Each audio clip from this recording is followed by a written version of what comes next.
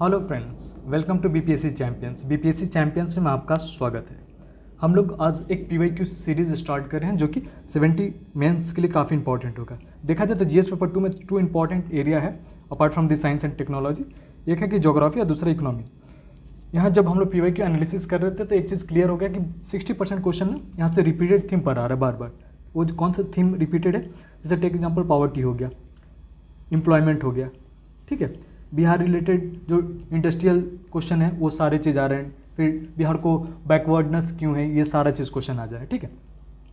तो यदि आप पूरा पीवाईक्यू कर लेते हैं, ठीक है, मान के चलिए कि यदि पूरा कर लेते हैं तो ऑलमोस्ट आप 60% एरिया में कंफर्टेबल रहेंगे। और एग्जामिनेशन में यदि आप कुछ एरिया में कंफर्टेबल रहें तो वहाँ आप टाइम बचा सकते हैं और दूसरे क्वेश्चन में टाइम इन्वेस्ट कर सकते हैं जिस क्वेश्चन में आपको ज़्यादा कंटेंट नहीं है, ठीक है।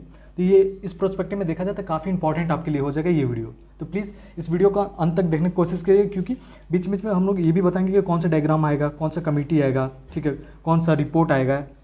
क्लियर है? तो चलिए हम लोग क्वेश्चन नंबर 1 से स्टार्ट करते हैं, जो कि 68 में आया था क्वेश्चन। तो इस क्वेश्चन को देखा जाए तो 68 में आया था। ये क्वेश्चन क्या बोर्ड है, आराम से क्वेश्चन पढ़िएगा। बोर्ड है कि ये क्वेश्चन बोर्ड है ब्लू इकोनॉमी के बारे में क्वेश्चन है, ठीक है। बोर्ड है कि blue economy is identify as one of the 10 core dimension for the national growth, ठीक है। In the light of the above statement discuss the significant for the economy and list the step taken by the government by the India to promote the blue economy, ठीक है। यानी कि step board है। और board है क्या, are this sufficient. तो देखा जाए तो इसमें कितने क्वेश्चन पूछे गए। तो नंबर 1 तो ये पूछ रहे हैं कि ब्लू इकोनॉमी क्या क्यों आइडेंटिफाई किया, नंबर 1 ये बता सकते हैं। दूसरा सिग्निफिकेंट हम बता सकते हैं। तीसरा स्टेप क्या है, और चौथा कि क्या ये सफिशिएंट है। यानी कि ये क्वेश्चन होगा और ऑलमोस्ट 38 मार्क का होगा, जिसमें कि हमारे को 4 क्वेश्चन को एड्रेस करना है, ठीक है। तो एक पॉइंट से देखा जाए तो ब्लू इकोनॉमी होता क्या है, तो हम जनरली यहाँ देखा जाए तो इन्होंने इंट्रोडक्शन दिया है, ठीक है। इन्होंने डायरेक्टली बोल दिया है कि concept of blue economy refer to a sustainable use of ocean resource for the economy growth, improved livelihood and job while preserving the health of the ocean ecosystem, ठीक है। तो ब्लू इकोनॉमी है क्या, basically blue economy nothing but कि जो हमारे को ocean के रिलेटेड रिसोर्सेस हैं उनको हम लोग सस्टेनेबल वे में यूज़ करेंगे। और इससे जब हम यूज़ करेंगे तो क्या क्या होगा, नंबर 1 एक तो हमारे को इकोनॉमी डेवलपमेंट होगा, एम्प्लॉयमेंट जनरेशन होगा, ठीक है, और बहुत सारे लोग जो लाइवलीहुड वो होगा, ठीक है। और अब देखा जाए तो क्यों ये इंपॉर्टेंट है, आखिर इंडिया के लिए क्यों इंपॉर्टेंट है। तो देखा जाए ये हमारा प्यारा भारत हुआ, तो ये जो पार्ट है ये कोस्ट लाइन, तो जो 7500 कोस्ट लाइन है हमारा, ये कहीं ना कहीं ये ब्लू इकोनॉमी का एक इंपॉर्टेंट पार्ट बनता है, ठीक है। तो ये आप मैप डाल सकते हैं। इससे क्या होगा कि कुछ नहीं तो 0.5 आपको एक्स्ट्रा मार्क मिल जाएगा, ठीक है। और इसी के पर्सपेक्टिव में देखा जाए तो आप इसका डेफिनेशन ऐसे भी लिख सकते हैं, अकॉर्डिंग टू इकोनॉमिक सर्वे 2020 में 3-4 blue economy refer to sustainable use of ocean, ठीक है। और कंक्लूजन में क्या डाल सकते हैं, यदि ब्लू इकोनॉमी पर है तो आप याद कीजिए कि कौन सा सस्टेनेबल डेवलपमेंट गोल इससे रिलेटेड है, ओशन से रिलेटेड है, ठीक है। और कौन सा बात करता है कि sustainable use of the things, ये कमेंट में आप बताइए, ठीक है। तो चलिए अब इसका सिग्निफिकेंट देख लेते हैं कि ब्लू इकोनॉमी का सिग्निफिकेंट है क्या। तो बेसिकली देखा जाए तो ब्लू इकोनॉमी का जो सिग्निफिकेंट है तो ऊपर ही हम लोग बात कर चुके थे। एक तो एम्प्लॉयमेंट ही प्रोवाइड करेगा, ठीक है।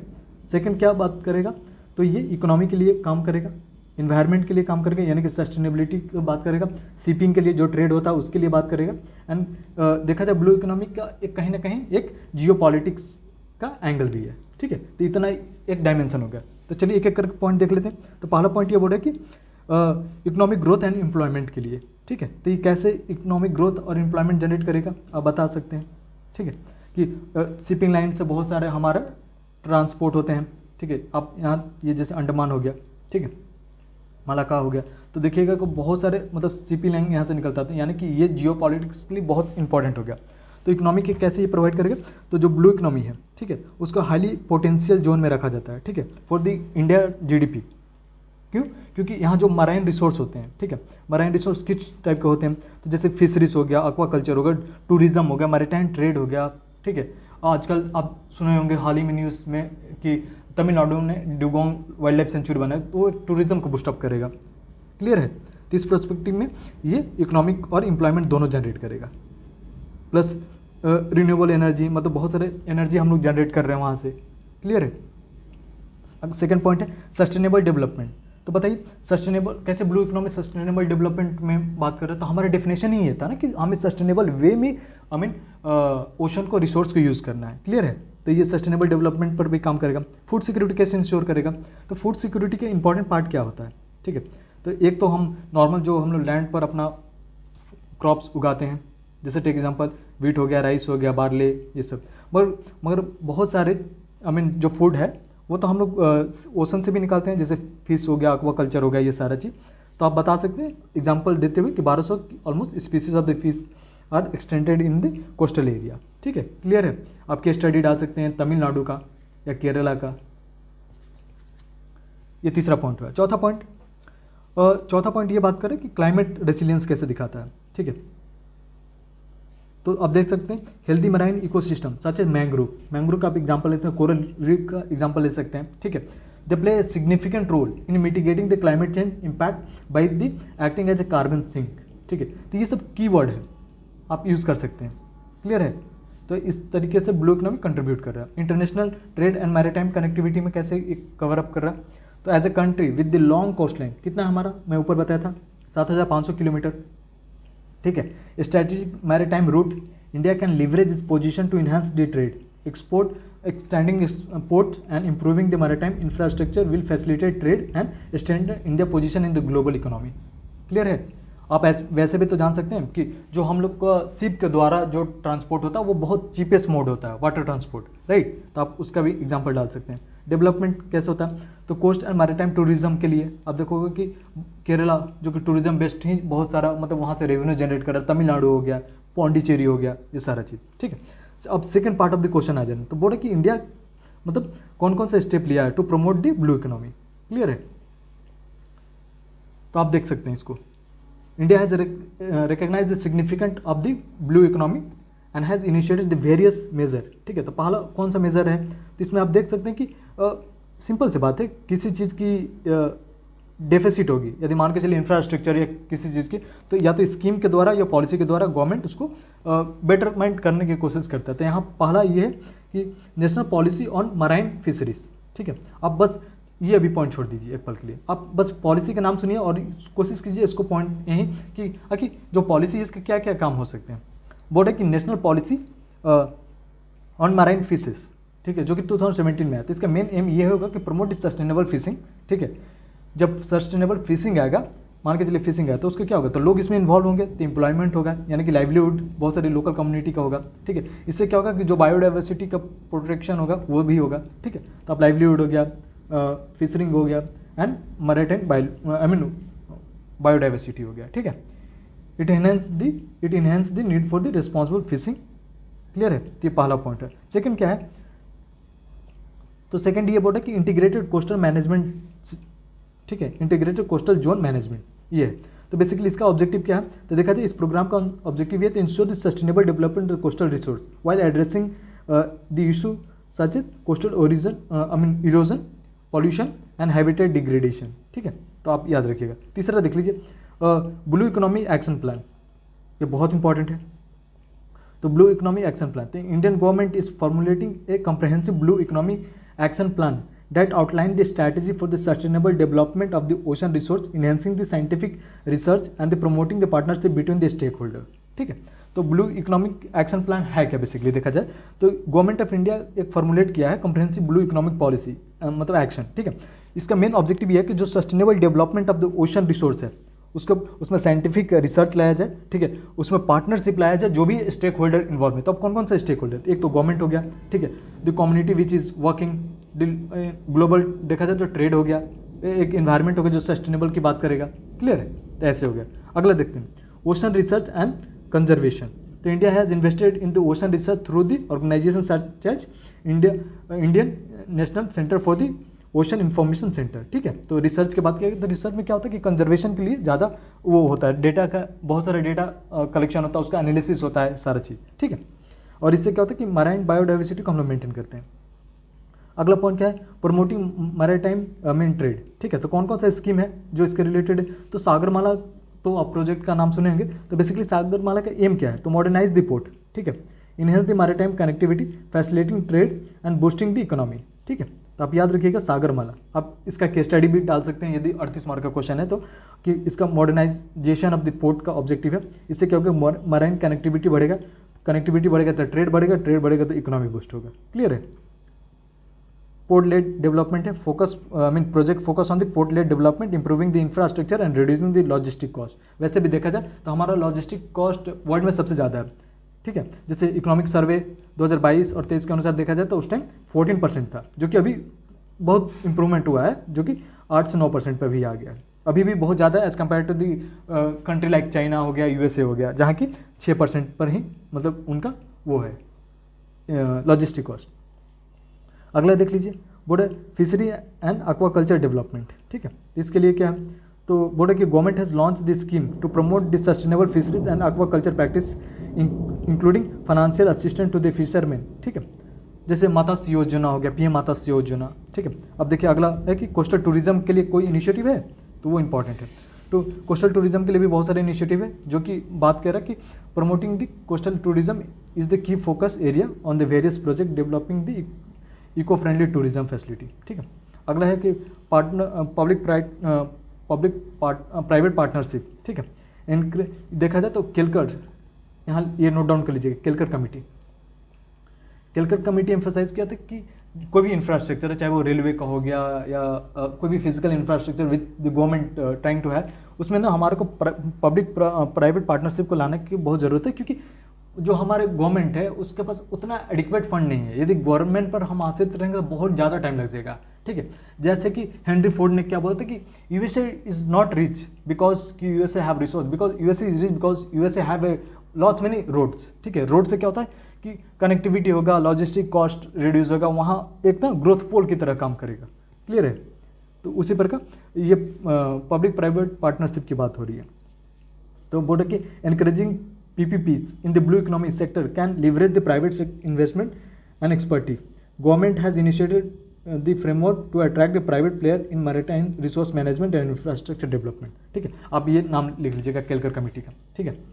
अगला देखते हैं, अगला पॉइंट ये बोलते हैं कि लेजिस्लेचर रिफॉर्म, ठीक है, फ्रेमवर्क सॉरी।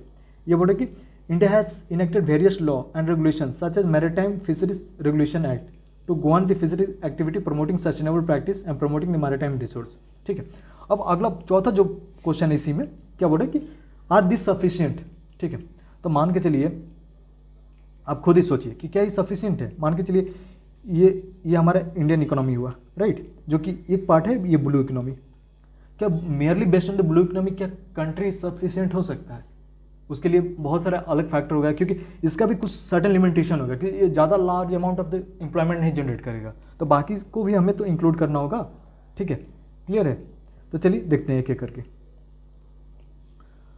तो बोले कि while India has made the significant strive in promoting the blue economy several challenges remain, ठीक है, in the necessary further action. तो क्या क्या चैलेंजेस हैं? The lack of awareness and capacity building, many coastal community lack the awareness of the sustainable practice and benefit of the blue economy.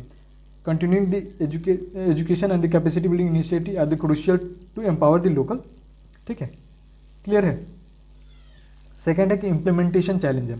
There is often a gap between the policy formulation and the policy implementation. Effective monitoring and the evolution of the mechanism must be established to ensure the policy are executed effectively. Clear है। यानी कि यहाँ के governance level आपको बढ़ाना पड़ेगा। Environment degradation, तो आप इन्वायरमेंट के रिगार्डिंग बहुत सारे इशू है, जैसे मेनी टाइम क्या होता है कि ऑयल स्पिल हो जाता है, उसके वजह से बहुत सारे कोरल रीफ, मैंग्रोव, ये सब मतलब उन्हें क्षति पहुँचता है, तो एक इशू हो सकता है। इंटरसेक्टोरल कोऑर्डिनेशन की कमी होती है मेनी टाइम, ठीक है। जैसे ब्लू इकोनॉमी इनकॉम्पासेस मेनी सेक्टर, ठीक है, and effective coordination among the various stakeholder including the government agency, local community and private sector, ठीक है।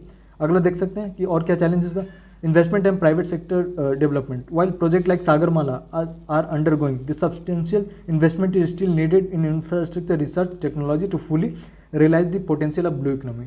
Clear है।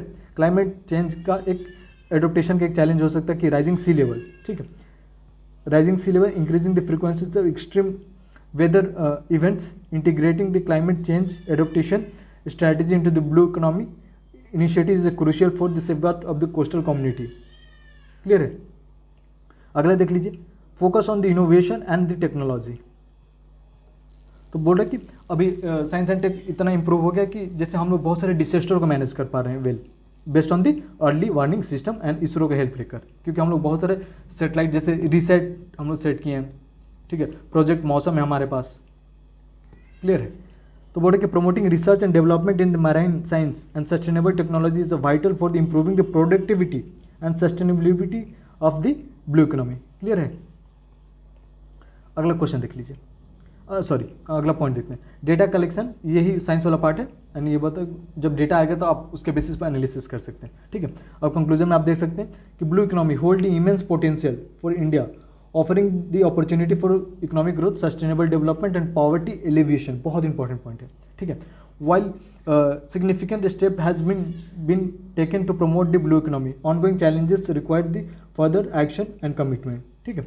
आप तो इसका शॉर्ट भी बना सकते हैं या ये कंक्लूजन भी डाल सकते हैं कि in conclusion as India navigate the complexity of the blue economy it must adopt the proactive stand to embrace the sustainability, innovation and collaboration. और आप अंतिम में सस्टेनेबल डेवलपमेंट का वो गोल लिख दीजिएगा जो कि रिलेटेड है ओशन से। आप बताइए क्या वो 13 है या क्या वो 14 है और 11 क्या है, क्योंकि सस्टेनेबल डेवलपमेंट आपको पूरा याद होगा तो आप ना इसको ईजिली आप टैकल कर लीजिएगा इस क्वेश्चन को, क्लियर है। तो हम लोग इस क्वेश्चन में क्या क्या सीखें, गवर्नमेंट का कुछ इनिशिएटिव सीखें, कौन सा मैप वो डालना था आप वो समझ सकते, केस स्टडी वो तमिलनाडु वाला एंड केरला वाला, क्लियर है। तो इसके बेसिस पर हम लोग एक क्वेश्चन देख लिए। चलिए सेकंड नंबर क्वेश्चन को हम लोग देखते हैं, जो कि हम लोग पहले ब्रेन स्टॉर्मिंग करेंगे इस क्वेश्चन के बारे में। और हाँ बाय द वे इस PDF का क्रेडिट गोज टू द परम IAS। तो चलिए अगला क्वेश्चन देखते हैं, बोर्ड के despite all the possibility of the develop, ठीक है, Bihar is considering as a backward state of India, explain. तो ये 42nd में आया था ये BPSC के एग्जाम में। तो बोले कि डिस्पाइट दी बिहार के पास बहुत सारा पोटेंशियल है, उसके बाद भी बिहार बैकवर्ड क्यों है। तो बताइए कि बैकवर्ड होने के पीछे क्या क्या रीज़न हो सकते हैं, ठीक है। तो क्या कोई हिस्टोरिकल फैक्टर हो सकता है, सोचिए। तो हिस्टोरिकल फैक्टर में क्या हो सकता है कि जैसे टेक एग्जाम्पल उसको भी हम लोग 2-3 हिस्से में तोड़ सकते हैं, एंशिएंट, मिडिवल एंड मॉडर्न। तो मॉडर्न में तो ब्रिटिश का जो पॉलिसी था वो कहीं बहुत ज़्यादा हार्म किया, ठीक है। जैसे देश आज़ाद होता था अगेन जो हमारे पास उस टाइम मिनरल्स थे उसको हम लोग केवल Bihar was use as the raw material spot for, ठीक है। और यहाँ इंडस्ट्री की कमी हो गई। उसके बाद एजुकेशन एक फैक्टर हो सकता है, ठीक है। करंट सिनारियो में क्या क्या डेवलपमेंट डिस्टर्ब जो कि एडिक्वेट नहीं था, क्योंकि बिहार का पॉपुलेशन बहुत एक लार्ज बेस पर था, क्लियर है। तो ये मतलब एक मेजर फैक्टर हो सकता है। चलिए इसको हम लोग देखते हैं इसमें आंसर क्या है। ये देखिएगा, तो इन्होंने कैसे स्टार्ट किया बिहार का इंट्रोडक्शन, ये इंट्रोडक्शन पार्ट है। तो Bihar is situated in the eastern India, ठीक है, is one of the populous state in the country. तो देखा जाए तो 2011 सेंसस के अनुसार सबसे ज़्यादा डेंसिटी कौन से स्टेट में, तो वो तो बिहार में, क्लियर है। तो ये बोले कि one of the populous state in Bihar endowed with the rich cultural heritage, natural resource. Despite this advantage and significant development potential, Bihar continued to perceive as one of the backward state in India. This situation can be contributed to combination of the historical, socio-economic factor, political factor that have hindrance. पहला ही मैं introduction में इन्होंने बता दिया कि ये factor हो सकता है, उसके बाद फिर वो डिटेल से बात कर ले रहे हैं। नंबर 1 कि क्या क्या बात हो रही है। तो हिस्टोरिकल कॉन्टेक्स्ट में देखा जाए तो बिहार हिस्ट्री में देखा जाए तो बोले कि Bihar history is mark by the period of prosperity and decline, ठीक है। तो आप यहाँ कौन सा एग्जांपल कौन सा ग्राफ डाल सकते हैं, देखिए कि मान के चलिए प्रोस्पेरस हो रहा था, यहाँ गया और फिर ये डिक्लाइन हो गया, तो आप इससे लिख सकते हो कि प्रोस्पेरस बिहार और उसके बाद बैकवर्ड बिहार, ठीक है, एक टाइम फ्रेम दे सकते हैं। Once a centre for the learning, जैसे Nalanda culture, Nalanda university cultural during the ancient period particular under the Maurya and the Guptas, ठीक है। The state has experienced significant challenge in the modern time. The colonial legacy left behind infrastructure deficit.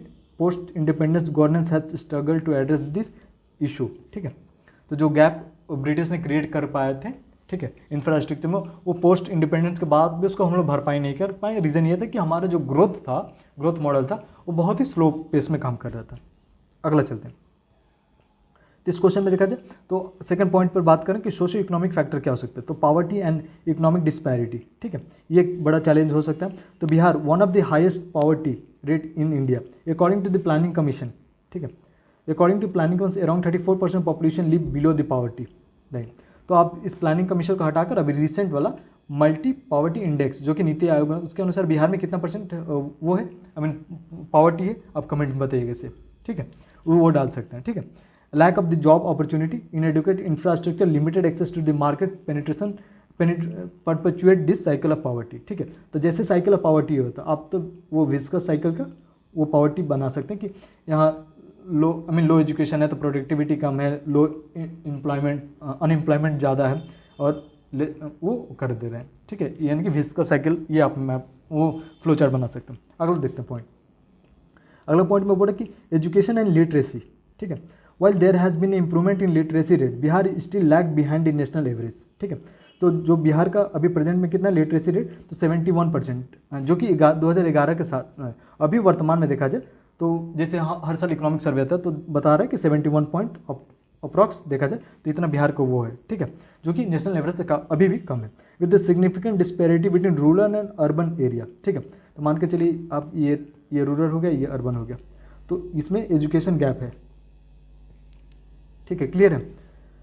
And between the gender also, gender में भी देखा जाए तो मान के चलिए ये मेल हो गया और सॉरी ये फीमेल एंड ये मेल, तो ये भी अगेन गैप है, क्लियर है।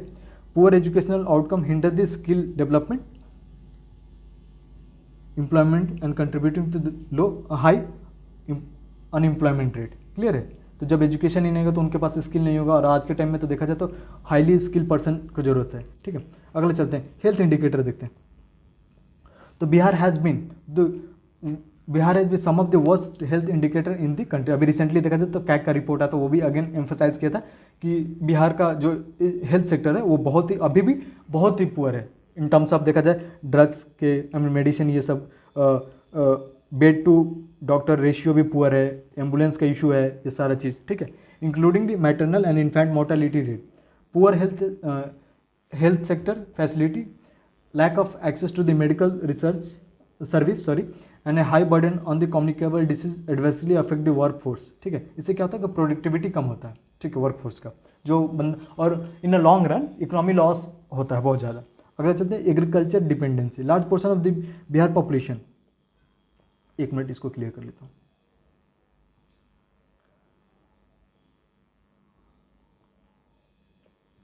ये देखते एग्रीकल्चर डिपेंडेंसी देखते हैं। Large portion of the Bihar population relies on the agriculture for the livelihood. तो आप बताइए बिहार का जो जीवीए होता है, सॉरी स्टेट जो जीडीपी होता है, ठीक है,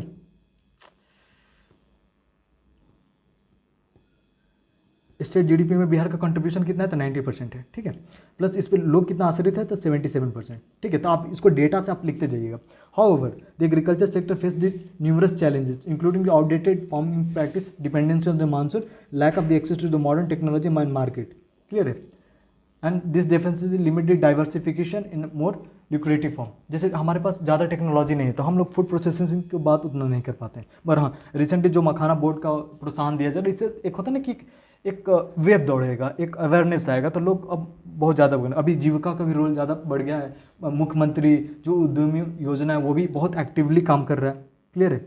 और अगला देखते हैं कि gender disparity, women in the Bihar face the significant socio economic challenges, low female literacy rate, limited access to the education, health care, cultural barrier, restrict women participation, ठीक है, इन लेबर फोर्स, जो कि फर्दर एग्जीक्यूट करता है बिहार का poverty को। अगला देखते हैं, अगला बोलता है कि पॉलिटिकल एंड एडमिनिस्ट्रेटिव चैलेंज क्या हो सकते हैं, ठीक है, एक मिनट क्लियर कर लेता हूँ, चलिए देखते हैं अगला।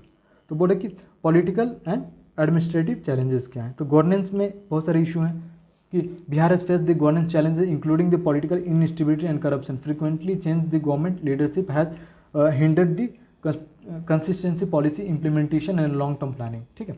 एडमिनिस्ट्रेशन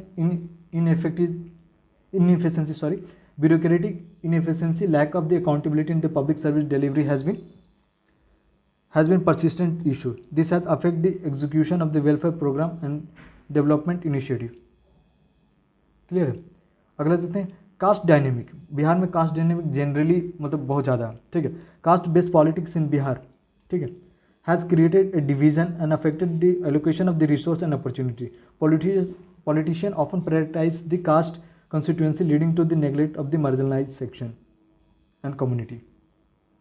क्लियर है। और अगला देख लेते हैं इंफ्रास्ट्रक्चर डेफिसिट क्या है। तो इंफ्रास्ट्रक्चर में क्या क्या आ सकता है, अर्बन इंफ्रास्ट्रक्चर में अलग चीज़ आ सकता है, ट्रांसपोर्ट आ सकता है, ठीक है, रूरल इंफ्रास्ट्रक्चर में आ सकता है, एग्रीकल्चर रिलेटेड आ सकता है। तो transport and connectivity, Bihar suffer from the इनएडिक्वेट infrastructure particularly in transport, poor road network, limited railway connectivity, lack of the reliable public transport, hindering the economic activity, access to market, education and health sector। ठीक है, यदि मान के चलिए आपके road connectivity better नहीं होगा तो मतलब एक होता है ना कि लोग पढ़ाई के लिए ज़्यादा नहीं जा पाएंगे, ठीक है, मार्केटिंग नहीं हो पाएगा। मान के चलिए आपके गाँव में कुछ हो रहा है और उसके लिए मार्केट ही नहीं है तो वहीं वो बर्बाद हो जाएगा। पावर सप्लाई, कोई भी मीन देखा जाए कोई भी इकोनॉमी को फ्लरिश करने के लिए पावर एक बहुत ही इंपॉर्टेंट रोल प्ले करता है, क्योंकि उससे सब कुछ होता है। उससे आपका इकोनॉमी रन करता है, उससे आपका प्रोसेसिंग यूनिट काम करता है, उससे आपका सर्विस सेक्टर काम करता है, उससे आपका एजुकेशन सिस्टम काम करता है। अर्बनाइजेशन चैलेंज, ठीक है, तो क्या है कि rapid urbanisation in certain area has lead to the overcrowding, inadequate housing and pressure on the urban many cities struggle to provide the basic services leading to the decline in the living standard. Clear है। अब चलिए opportunity for development, तो ठीक है वो तो हम लोग परेशानियां बता नहीं क्या क्या, मगर अपॉर्चुनिटी फॉर मतलब क्या है बिहार का। Despite this challenge Bihar possess significant potential, क्या है तो नेचुरल रिसोर्स हमारे पास है। तो Bihar is rich in natural resource including the fertile land, ठीक है, क्योंकि हम लोग जो बिहार है वो गंगा प्लेन है, गंगा प्लेन में लोकेटेड है। Mineral deposit, water resource, sustainable exploration of this resource can derive the economy economic growth. Social capital with the young population, जो बिहार के पास है इंडिया का यंगेस्ट पॉपुलेशन है, largest young population, Bihar has been potential to harness the demographic dividend, ये keyword है, use कीजिएगा, ठीक है। Invest in education skill development can empower youth and enhance employment. आप 7 निश्चित 2 प्रोग्राम में भी देखते होंगे कि उसमें बात किया गया है युवा शक्ति बिहार की प्रगति, यानी किसी चीज़ पर बात किया गया कि हमारे को डेमोग्राफिक डिविडेंड को मतलब यूज़ करना है, ठीक है। अगला है cultural heritage and tourism, Bihar rich culture heritage including the historical site like Bodh Gaya, Nalanda, other immense potential of tourism development, promoting the tourism can create the job, boost local economy. और at present the government is trying to do this, ठीक है, बहुत सारे initiative लिया जा रहा है कि हर डिस्ट्रिक्ट में देखा जाए कोई ना कोई लोकल एरिया को एक टूरिज्म हब के रूप में डेवलप किया जा रहा है, ठीक है, गवर्नमेंट इनिशिएटिव। तो various government scheme such as Bihar skill development mission to improve the skill training employment opportunity continue focus on this initiative. Clear है। तो आप देख सबसे पहले तो क्या चैलेंजेस वो बता दिया और क्या क्या पोटेंशियल वो भी, अंतिम में एक गवर्नमेंट का इनिशिएटिव भी बता दिया। अब देखते हैं कि कंक्लूजन में क्या है, ठीक है। तो कंक्लूजन में ये है कि Bihar state as a backward state despite its potential of development is rooted in the complex interplay of the historic, socio economic and political factor. To overcome this challenges a comprehensive approach that include the effective governance in investment in education and health, infrastructure and development, promoting the sustainable economy, ठीक है, ये हो सकता है। दूसरा ये हो सकता है कि हम लोग नॉर्मली बात कर सकते हैं कि जैसे टेक एग्जाम्पल अमर्त्य सेन ने कैपेबिलिटी अप्रोच की बात की। तो if the Bihar government will focus on the capability approach, eventually it will have a good demographic dividend in a long run, ठीक है। आप उसका एक वो यूज़ कर सकते हैं कि if the Bihar government focus on the Amartya Sen capability approach, Bihar can harness the demographic dividend. Clear है। तो ये हमारा कंक्लूजन हुआ। तो चलिए आज के लिए 2 क्वेश्चन काफ़ी है। आप कोशिश कीजिएगा खुद से भी, यहाँ से जैसे हम लोग इस पर बात किए हैं तो इस वाले क्वेश्चन में आप क्या कर सकते हैं, तो जैसे मैप आप डाल सकते हैं बिहार का, ठीक है। आप बता सकते हैं कि जैसे यहाँ पटना है तो पटना में अर्बनाइजेशन रेट बहुत ज़्यादा है, मगर वही बांका में देखा जाए तो बांका में इधर है शायद, आई थिंक, हाँ, तो बांका में देखा जाए तो बांका में कम है, यानी कि पटना में ये होगा अर्बनाइजेशन रेट और बांका में यही है, ठीक है। उसी प्रकार देखा जाए रोहतास एग्रीकल्चर में बहुत ज़्यादा है, बाकी देखा जाए तो बाकी एरिया में थोड़ा सा इफेक्टिव उतना नहीं है, ठीक है। टूरिज्म के मामले में पटना ज़्यादा कर रहा है, बहुत गया ज़्यादा कर रहा है, बाकी एरिया उतना वो नहीं कर रहा। तो आप ना मैप लेकर बता सकते हैं, ठीक है। तो चलिए thank you, have a good day. Initiative अच्छा लगा तो please like and subscribe my channel and please share to your friends. Thank you, enjoy the day.